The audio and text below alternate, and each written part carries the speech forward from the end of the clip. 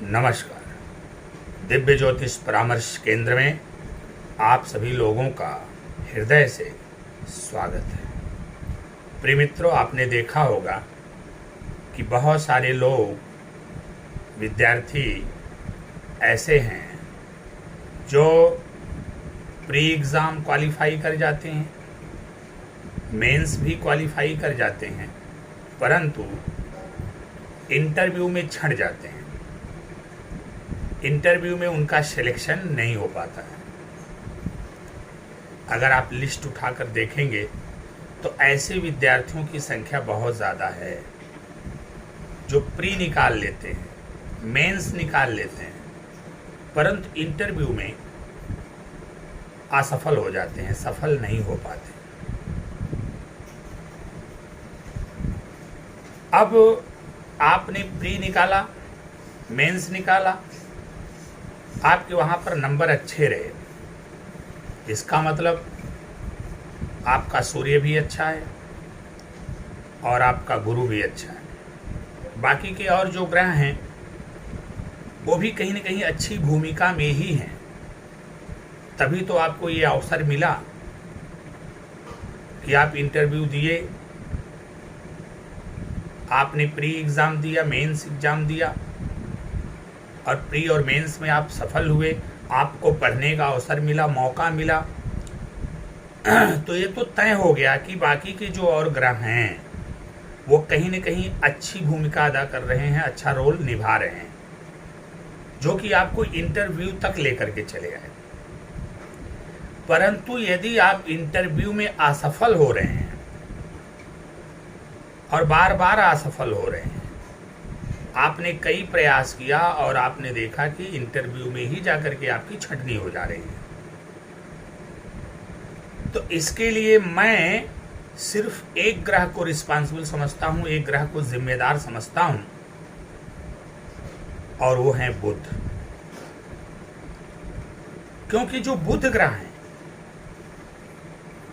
वो आपकी स्किल है, वो आपके कॉन्फिडेंस है, वो आपकी वाणी है।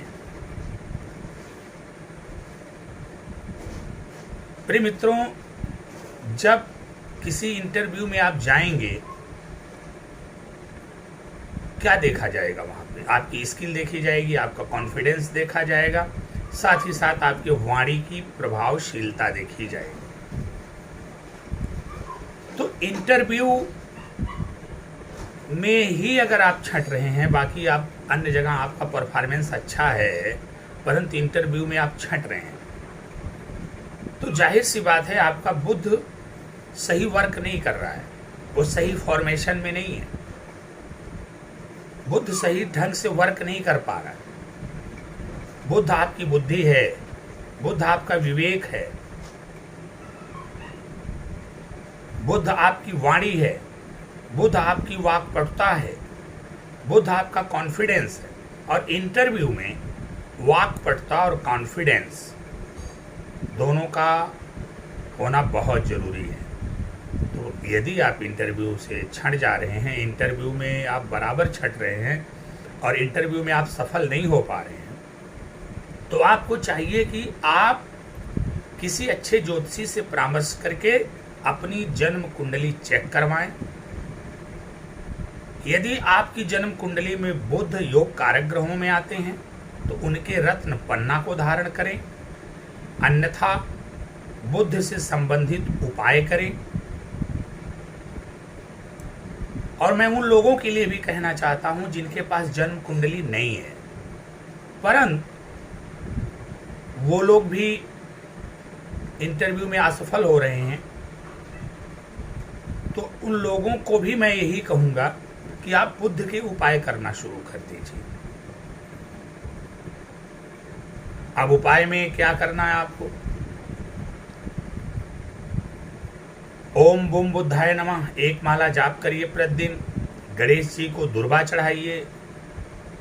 7 बुधवार गाय को गोल हरी मूंग भिगोकर खिला दीजिए और किन्नरों को हरी साड़ी, हरी चूड़ी, कुछ मुद्रा दान कर दीजिए। आप तांबे का सिक्का छेद करवा के अपने गले में भी धारण कर सकते हैं। एक अच्छा सा पन्ना रत्न भी आप धारण कर सकते हैं। तो इस प्रकार से आप अपने बुध को सही कर सकते हैं। बुध को सही करने का एक उपाय और है, जैसे रात में भोजनोपरांत आप फिटकरी से अपने दांत साफ कर लीजिए।